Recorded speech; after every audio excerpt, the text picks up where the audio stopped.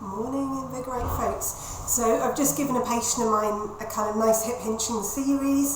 I thought I'd video it all for you guys, and then we can kind of pick and choose out of those exercises. So you may have got this as part of one exercise for my rehab my patient, but the idea is that we start with the kind of lowest position and then we build up and we can layer on. So if you're ever going to do the deadlifts that I've given you and you think, oh, I'm just not getting there, I feel like my spine doesn't know what to do, my hips don't know what to do, this video contains the kind of stuff to back off and do first as well. So if you have a bit of time off and you were deadlifting great and now you're not, your back's been a bit sore, a bit tight, then these might be things to revisit, so then you can then progress with strength and good coordination as well. So first off, the idea behind hinging is that we're going to be bending at our hips and we're going to keep our spine as one sort of stable unit.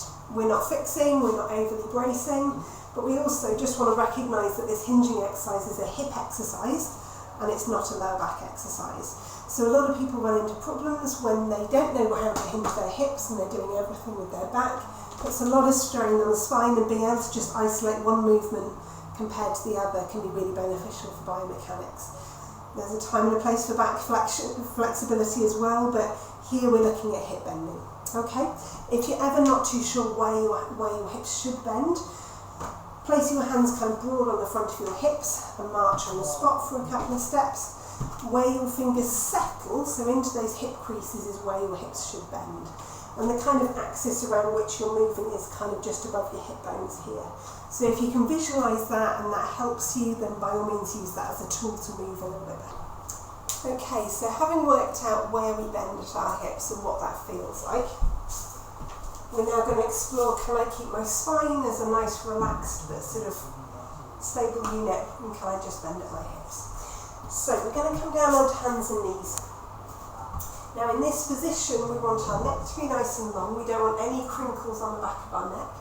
If our neck is tight and shortened and curved, then our lower back will be as well, okay? So we want to think about a lovely long neck, nose pointing down towards the ground.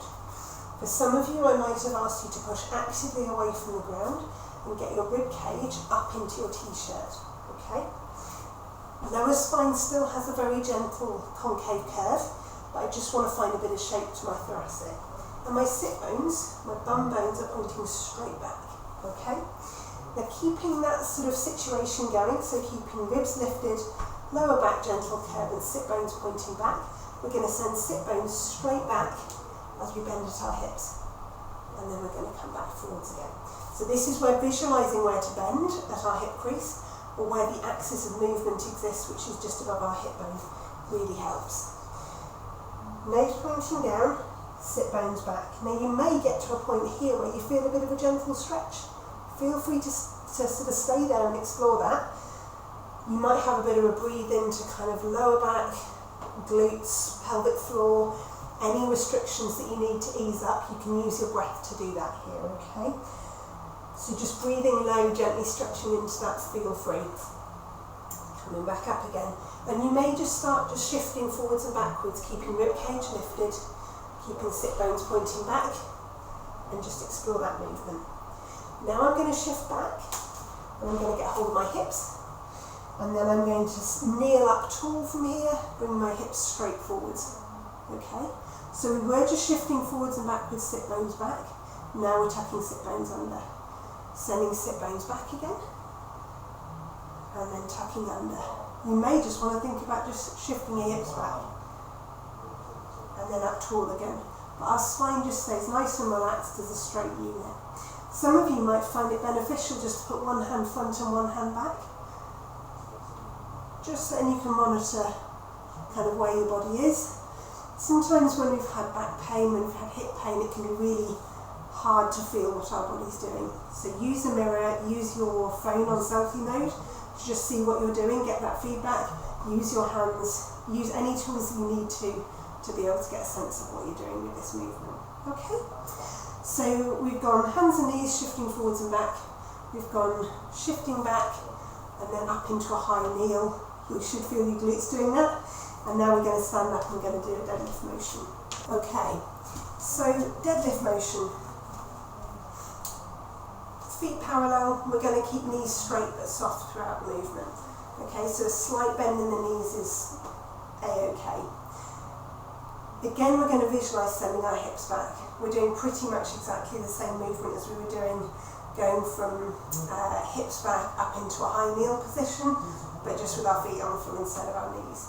So you may want to grab your hips, you may want to grab your hands, you may want to feel what your sit bones are doing. All of those are really valid points to kind of feel what you're doing.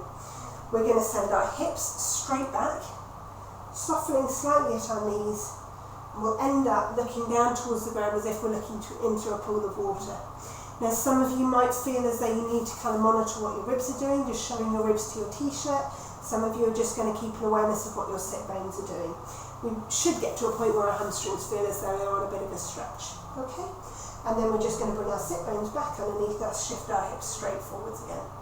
So hips shift straight back, spine lovely and long. You should feel something gentle happening in your deep abdominals. Shift straight forwards again. Straight back, straight forwards. Okay, if you want to add a weight to that, what we would then do is put the weight on the floor.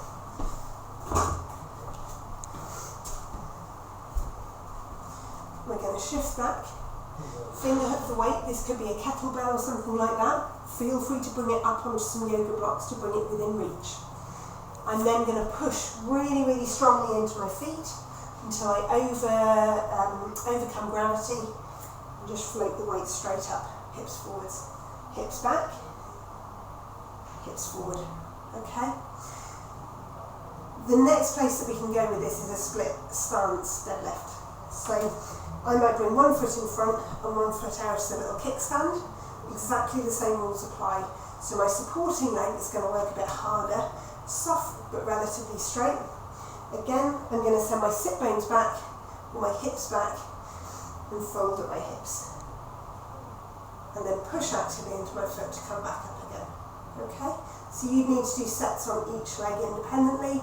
You're probably working 70 or 80% on your front leg, 20 or 30% on the back leg. Okay? But again, this should feel like it loads that front leg hamstring a little bit more as you go. So as you can see, we've taken these exercises and we've layered one on top of the other. The very beginning will make the end much easier to feel. So if you're not getting what you want from your deadlifts that I've given you, feel free to go back a bit and just have a play, have a little explore, feel what your body's doing, feel what your body's telling you, learn where your hips should bend.